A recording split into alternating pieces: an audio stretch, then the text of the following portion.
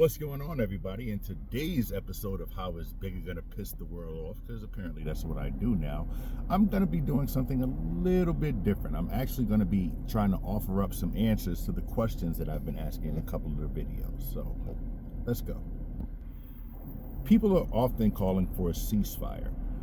My question is, or question was, do we expect both parties to cease fire? And if so, what does that look like? In my opinion, I don't believe that a lot of people want a ceasefire on both sides because they don't believe or understand or even know that there are still rockets every day being flown over to Israel, trying to harm civilians. I don't think that anybody is actually paying attention to any of that because of all of the death and destruction that we're seeing in Gaza. The reality is that a ceasefire would need to work both ways, and most of the people that are calling for it do not expect Hamas to stop anything.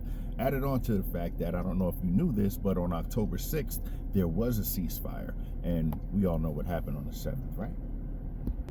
If Israel pulled its troops from the borders, would we be able to expect Hamas to actually fucking just chill the fuck out? I don't think so. I believe that if they were to retreat or pull their soldiers from the border, that the Hamas leaders as well as the Arab leaders would take that as a sign of weakness and would automatically go on the attack. Hands down, no question. If all of the settlements and all of the land that Palestine was supposed to have via the agreement in 1948, if all of that was given back, do we think that Hamas or the Arab countries that support Hamas would just be okay with that and let everything be cool? Or do we think that they would actually go on the attack? My opinion is that they would absolutely go on the attack. Why? Because in every single situation where there has been peace talks, it has been the Arab nations who have decided, nope, we ain't fucking with it. We don't want that land back. It's all or nothing. River to the sea, it's all us, or we going to war, period. One of the questions that I asked is, what does the war in Gaza have to do with people in Russia or London or the United States? And the answer to that is absolutely nothing. I actually answered this in the video, but I'll say it again. The reality is these people don't give a shit about what's going on in Palestine. If they did, they would be loaning their attention to what's going on in Palestine, as opposed to trying to jump on planes in fucking Russia or ripping down fucking posters of fucking kidnapped children, or calling for businesses in the United States to be shut down because they're owned by Jews. This is not about Palestine. This is about anti-Semitism. Point blank, period. Why did nobody mention Egypt at the onset when they told the entire world, we ain't taking not one Palestinian? We already know what they bring to the table. We don't want that at our table at all, period, full fucking stop. Why was nobody mad about that? Only anger that was expressed was to Israel. Just like nobody is talking about what's going on in the Sudan, which I'm going to be speaking about probably in the next couple days. I need to do some research, but nobody's talking about anything that has to do with anybody but Israel. If they can't blame Israel, they do not care. That is why I scream anti-Semitism. I asked the question, from the river to the sea, Palestine will be free. What does that mean? We all know what it means, but I'll just give you a brief explanation. From the river to the sea, that means from one end to the other, Palestine will be free. What that means is that all of that land will be Palestine, and it will be free from Israelis. It will be free from Jews. It will be only Muslim land, and it will be only a very specific Muslim practice allowed in that land. That is what from the river to the sea means. Have you ever asked yourself what happens to the Jews in that scenario? In their dream scenario, there are no more Jews, period, full stop, just so you know. Everyone was really concerned at the offset of the war because everybody was saying that Palestine, or Gaza rather, wasn't going to have any power or water because Israel was cutting them off. The reality is that Israel only supplies like 10 or 12%. But a better question, in my opinion, is why is it that Gaza is depending on Israel for anything? For anything. And another question, I didn't actually ask this, but I've asked myself this question: why the fuck is Israel doing anything for these motherfuckers? Like, anyway, back to the questions. What is the native tongue of that swath of land? And what is the native tongue of the Palestinian?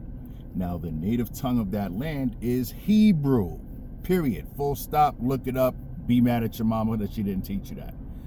The language that the Palestinians speak is Arabic, which is a colonial language. It's a colonial language because it is not the language of the indigenous people.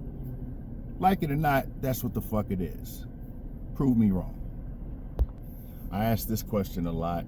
I don't know if anybody actually knows who was in charge of Palestine before 1948, because everybody seems to think that the history of this conflict starts in 1948. Who owned that land? I'll give you a hint. It starts with a B and ends with written. Oh. Why does Israel have an Iron Dome? That is a very interesting question.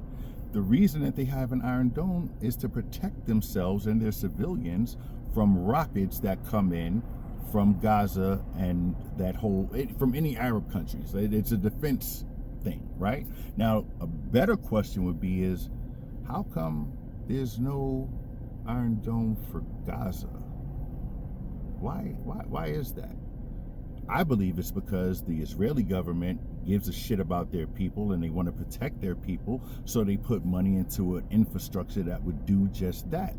Whereas the motherfuckers in Hamas, they look at it like this is all collateral damage that we could utilize for our viewing, right? To get people on our side. If people see people dying, right, they're gonna fucking be on our side. They don't have to know that we're fucking in tunnels and shit like that. Very interesting. And it's more interesting that there's so many ignorant people throughout the world, or people that choose not to acknowledge that like it's like regular shit. That's not normal fucking behavior. It's not. Another question that I asked is, if 10/7 happened in your country and you were in charge, what is it that you would do? Me personally, I would probably do exactly what Israel did, except I probably would have did it a couple days fucking sooner, period. And I probably would not have been as nice or as big of a humanitarian as Israel has been in this situation. That's just me. I never said that I was a fucking totally good guy. I believe in fighting fire with fire. If they're gonna fucking do shit like that, then... But this is why I'm not in public office. When did rape become resistance? This is how I led off one of my videos, because it is something that really bothers me. Just on a personal note, I take supreme issue with anybody that deals in rape. Just like I take a supreme issue with anybody that harms children or old people. That is just me in my personal life. I will fuck something up without any regard to anything else if I witness any of that shit fucking happening. That is just full disclosure, right? However, in my opinion, the only reason that rape is being excused as a form of resistance in this case is because of the fucking victim. And the reason that I say that, especially in America, over the last few years, we've had a big ass fucking movement called Me Too, where we're supposed to understand that we should be believing these women who are saying that they have been sexually violated.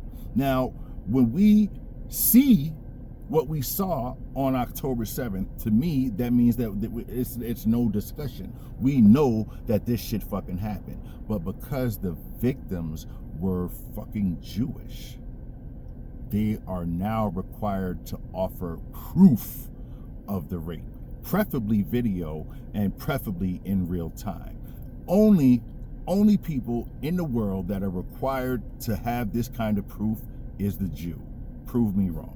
Give me an example of any other group of people that have to have actual proof that this kind of shit is happening to them, even though we know that it is.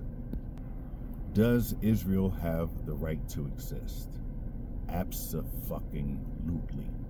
Period. Full stop. If you don't like it, fuck you.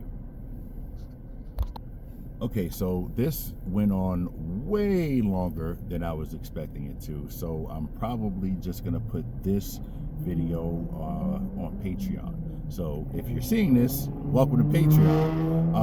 I'm gonna try to do a shorter version, or maybe do 2 or 3 videos and do the same thing, but I really didn't realize that it was gonna be like a 10-15 minute video. So definitely can't put that on IG. Gotta try to keep it short form, so pardon me for that, but welcome to Patreon. I'll see y'all soon. Peace. Oh, how could I forget? Have the day that you deserve.